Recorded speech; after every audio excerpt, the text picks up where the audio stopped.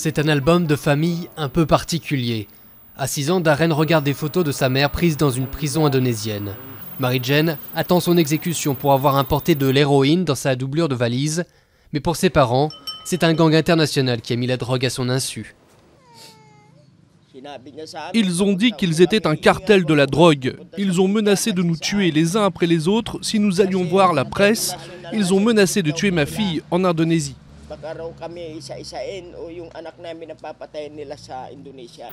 Comme elle, ils sont des millions à fuir la pauvreté du pays dans l'espoir d'un travail à l'étranger. Des cibles faciles pour les cartels de la drogue à la recherche de mules. Plus de 800 Philippins se retrouvent ainsi derrière les barreaux à travers le monde, dont 41 dans les couloirs de la mort, pour la plupart en Chine ou en Malaisie.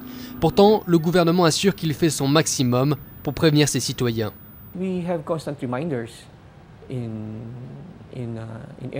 Nous avons des rappels en permanence dans les aéroports à propos du trafic de drogue. Donc je dirais que le gouvernement philippin a été actif pour avertir les gens des dangers du trafic de drogue.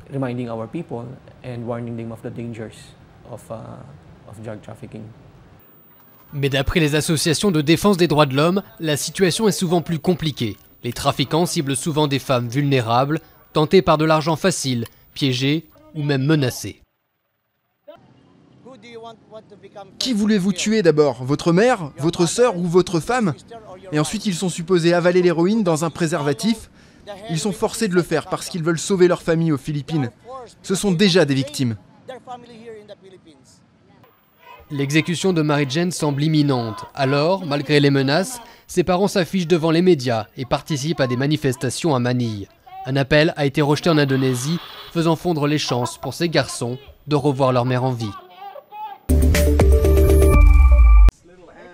Premier battement d'aile. Pour Kantsavé, c'est une récolte d'un genre un peu particulier qui commence dans son jardin. Des chenilles et des œufs de papillons qu'elle va élever. Les insectes sont ensuite vendus au jardin tropical de Bantisré au Cambodge, le plus grand sanctuaire de papillons d'Asie du Sud-Est. J'avais peur des chenilles et ça me rendait malade. Je les retirais quand je les voyais sur ma chemise. Je n'avais pas de travail, alors j'ai décidé de faire ça. Maintenant j'ai l'habitude. Je n'ai plus peur des chenilles. Le centre leur fournit une cage et leur apprend à reconnaître la douzaine d'espèces locales. Durant la période de métamorphose, les chrysalides sont jalousement préservés dans ces boîtes, loin des prédateurs et des parasites. En haute saison, les éleveurs de papillons peuvent espérer gagner 140 € par mois. À chaque fois qu'ils amènent des chrysalides, nous enregistrons combien ils en amènent et combien d'espèces ils ont. À la fin du mois, nous faisons le total des chrysalides et nous les payons. Chaque espèce a un prix différent. Le sanctuaire ne protège pas que les papillons, mais aussi leur habitat, car au Cambodge, la déforestation est un fléau. Selon la WWF, en 40 ans, le pays a perdu un quart de ses forêts. Une modeste clinique publique de Delhi qui abrite une technologie dernier cri. Le dossier de ce patient asthmatique est enregistré sur tablette, puis directement transmis au médecin. Elle prescrit un test sanguin réalisé à l'aide de cet appareil, capable d'effectuer 50 tests médicaux. Dès qu'il appuie sur transfert, le résultat est envoyé sur la tablette du docteur qui voit le résultat et fait sa prescription en fonction.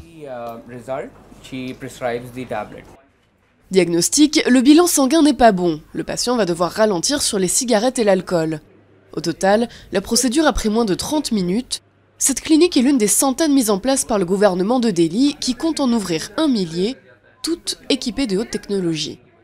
On ne peut pas dire que le changement est fait à 100%. On apprend au fur et à mesure. Ça permet de gagner du temps. Le patient vient, on a juste à appuyer sur un bouton et le diagnostic est déjà là. Il nous dit son problème, on le note et ça prend moins de temps. Donc on peut consacrer plus de temps au patient. Les médicaments prescrits sont distribués gratuitement. L'objectif du projet, améliorer l'accès aux soins des plus pauvres. Derrière l'appareil médical au cœur du programme, cet ingénieur indien qui a quitté un travail bien payé aux États-Unis pour aider son pays. Utilisée dans la clinique témoin de Delhi, son invention vendue 900 € pièce va bientôt équiper d'autres centres de la capitale et a déjà été testée dans 11 pays. Nous avons des partenariats actifs en ce moment en Afrique et quelques-uns en Amérique du Sud où ça va être lancé. Mais nous avons constaté dans des pays développés comme l'Angleterre ou les États-Unis une demande pour des technologies de ce genre. Une révolution pour ceux qui ne peuvent se payer les cliniques privées, où une simple consultation coûte près de 15 €. Mais tablette ou non, pour la plupart des patients, l'important c'est de ne pas avoir à faire des heures, voire des jours d'attente. Dans les grands hôpitaux publics, il y a trop de monde. On doit enregistrer son numéro et après attendre près de 2 heures. Ici, c'est près de chez moi. Tous les services sont disponibles gratuitement. Un premier pas qui reste loin d'être suffisant en Inde, où plus de 360 millions de personnes vivent sous le seuil de pauvreté, soit un tiers de la population. Hanover Park, ses arbres, ses petites résidences et ses gangs de criminels. Dans ce petit quartier de Cape Town où vivent 45 000 habitants, près de 80 personnes meurent chaque année dans les violences entre gangs rivaux. Il y a déjà eu 2 morts par balle aujourd'hui et il n'est que 3 heures. Une ONG locale, Ceasefire, tente de rentrer en contact avec ces bandes organisées. Inspirée d'un projet similaire développé à Chicago, cette initiative a été lancée il y a 6 ans. Elle emploie d'anciens membres de gangs comme Nilon Peterson pour servir de médiateur. Avant de lancer une attaque, le chef du groupe vient me parler et on essaie de trouver un moyen pour éviter les violences.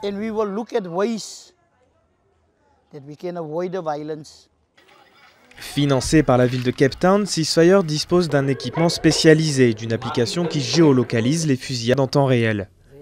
Une aide précieuse pour les médiateurs qui, de leur côté, essayent de tisser des liens avec les membres des gangs. D'après les données collectées par les équipes sur le terrain, le taux de criminalité aurait baissé de 26% dans le quartier l'an dernier.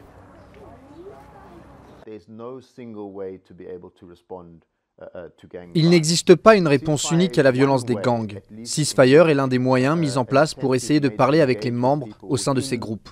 Et quel meilleur moyen pour cela que des gens qui viennent de ce système, qui ont des connexions et une certaine crédibilité dans le milieu. Ils peuvent parler avec ceux que la ville n'arrive pas à atteindre.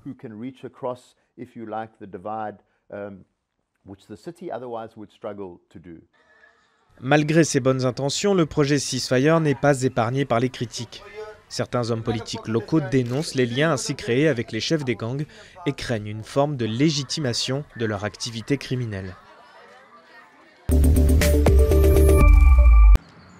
Guljan est aujourd'hui journaliste à la télévision kirghize. Mais il y a 3 ans, son destin a failli basculer. Un inconnu la kidnappe et tente de l'épouser de force. La jeune femme échappe de peu à son ravisseur et à cette coutume que l'on appelle ici ala kachou, ce qui signifie prends et cours. J'étais seule contre tous. Il n'y avait personne de mon côté. On m'a pris mon portable, je n'avais aucun soutien. Alors il ne me restait plus qu'à exiger qu'on me libère et menacer de porter plainte devant la police. Depuis 2012, cette tradition kirghize du mariage par enlèvement est un crime puni de 10 ans de prison. Pourtant, d'après l'ONU, un tiers de la population l'ignore. Jeune dessinatrice de talent, Tatiana Zelenskaya milite pour une prise de conscience collective. Elle a transposé des témoignages de victimes en court-métrage d'animation. Diffusée sur Internet, la série provoque le débat. Beaucoup de femmes ont salué ce projet. Elles disent que j'ai bien fait et qu'il faut parler de ce sujet. Quant aux commentaires négatifs, ils viennent essentiellement des hommes. Ils disent que ce problème n'existe pas et que j'ai tout inventé. Ils disent que tout cela c'était au Moyen-Âge et que je suis une provocatrice.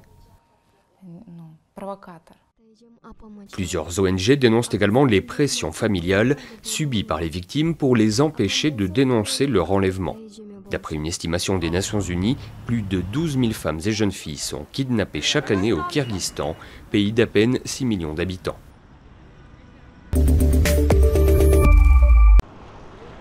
Aux portes du désert, en périphérie d'Agadez, au nord du Niger, ces pick-up surchargés reviennent de Libye. À bord, des migrants désabusés. Ils comptaient rejoindre l'Europe, mais le projet s'est effondré. En Libye, Les migrants sont à la merci de la police et des bandes armées qui n'hésitent pas à les rançonner. Tu peux travailler et après on ne te paye pas. Il y a trop de bandits. Ils cherchent de l'argent. Pour ton téléphone, ils peuvent te tuer et te tirer dessus. En 2016, 335 000 migrants ont quitté le Niger, la plupart vers la Libye pour y travailler ou tenter de monter sur un bateau vers l'Europe. Certains restent plusieurs années coincés en Libye, puis décident de rebrousser chemin, désillusionnés. Je suis revenu parce que ce que j'étais allé chercher, ce que je croyais, je n'ai pas trouvé. Et puis bon, je n'ai pas vu ce que je pensais, quoi.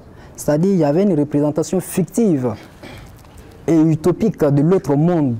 Bon, à ma grande surprise, ce n'était pas le cas. Abdoulaye a quitté le Sénégal avec toutes ses économies accumulées depuis 10 ans. Il attend avec impatience son départ dans ce foyer de fortune fourni par des passeurs. Pour lui, il est hors de question d'abandonner. Si j'ai mouru dans la route, c'est dans la route, c'est pas mauvais. Parce que j'ai quitté en Afrique pour aller chercher de l'argent pour ma famille. Si j'ai mouru quand même, c'est bon. Pour décourager les migrants, le Niger a adopté une loi interdisant leur transport. Une loi qui rend le parcours des clandestins d'autant plus périlleux.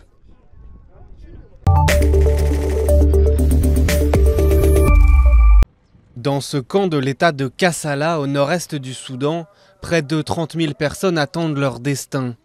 Beaucoup ont fui l'Érythrée voisine et sont entrés illégalement au Soudan avant d'espérer rejoindre l'Europe. Après passer la frontière, certains ont été kidnappés par la tribu bédouine des Rachaïda. Après 5 jours en captivité, nous avons été secourus.